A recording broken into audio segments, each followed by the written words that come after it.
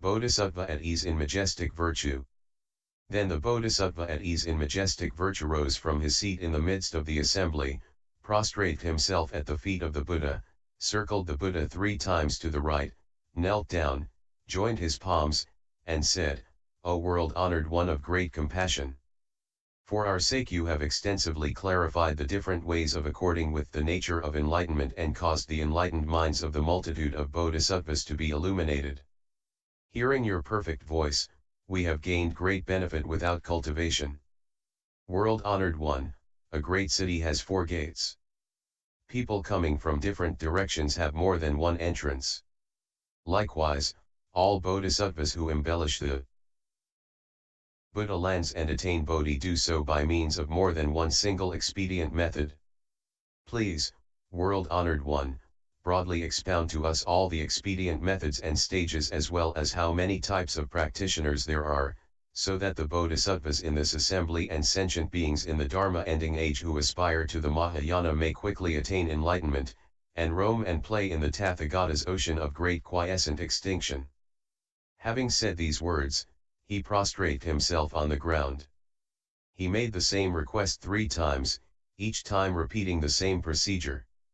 At that time the world-honored one said to the Bodhisattva at ease in majestic virtue, "Excellent, excellent.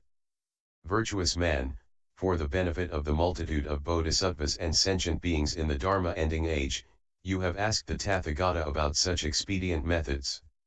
Listen attentively now. I shall explain it to you." Hearing this, the Bodhisattva at ease in majestic virtue was filled with joy and listened silently along with the assembly. Virtuous man, unsurpassable wondrous enlightenment pervades all 10 directions. From it arise the Tathagatas and all dharmas, which are equal and identical to one another and of the same substance.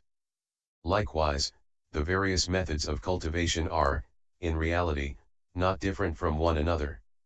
Though there are countless expedient methods for becoming attuned to the nature of enlightenment, if one categorizes them according to their different natures, there are 3 kinds.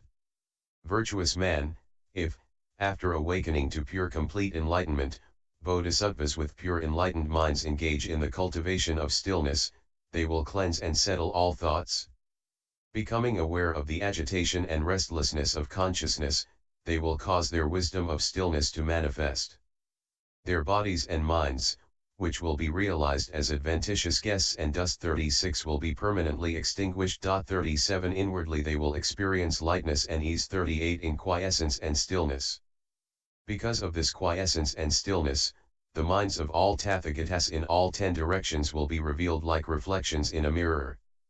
This expedient is Kaya Samatha. Virtuous man, if, after awakening to pure complete enlightenment, bodhisattvas with pure enlightened minds realize the nature of mind and realize that the 6 sense faculties and sense objects are illusory projections, they will then generate illusion as a means to eliminate illusion. Causing transformations and manifestations among illusions, they will enlighten illusory sentient beings. By generating illusions, they will experience lightness and ease in great compassion.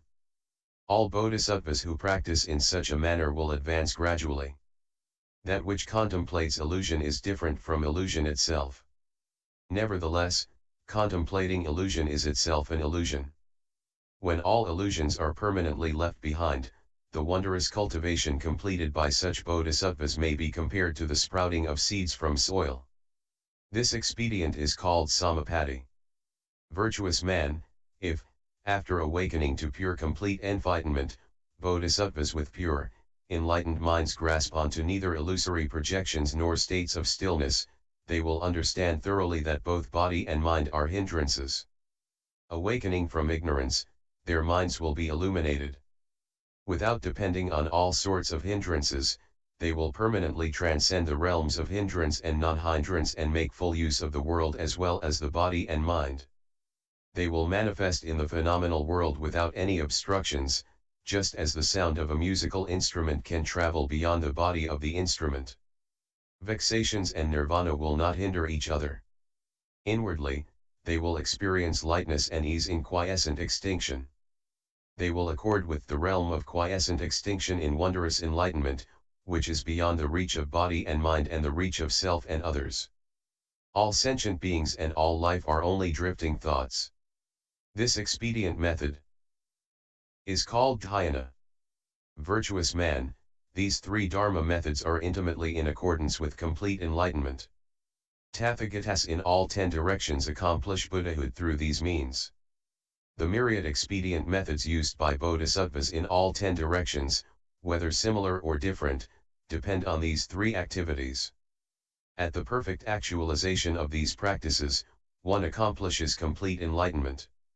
Virtuous man, if in his practice on the holy path, a person teaches, delivers, and succeeds in guiding hundreds of thousands of millions of people into arhatship and pratyeka Buddhahood, he cannot be compared with someone who, upon hearing these Dharma methods of the unhindered complete enlightenment, practices accordingly for even an instant.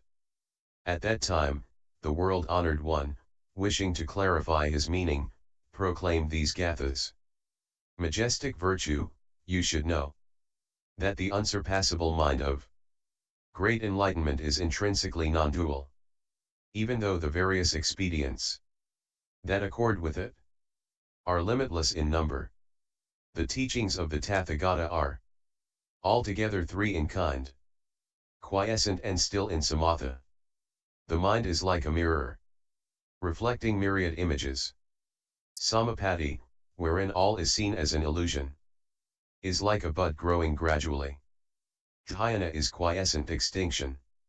Yet, its functions are like the sound of a musical instrument. These three wondrous Dharma methods are all in accordance with enlightenment. The Tathagatas in all 10 directions, and the great bodhisattvas, achieve Buddhahood through them. Perfect actualization of these three is called ultimate nirvana.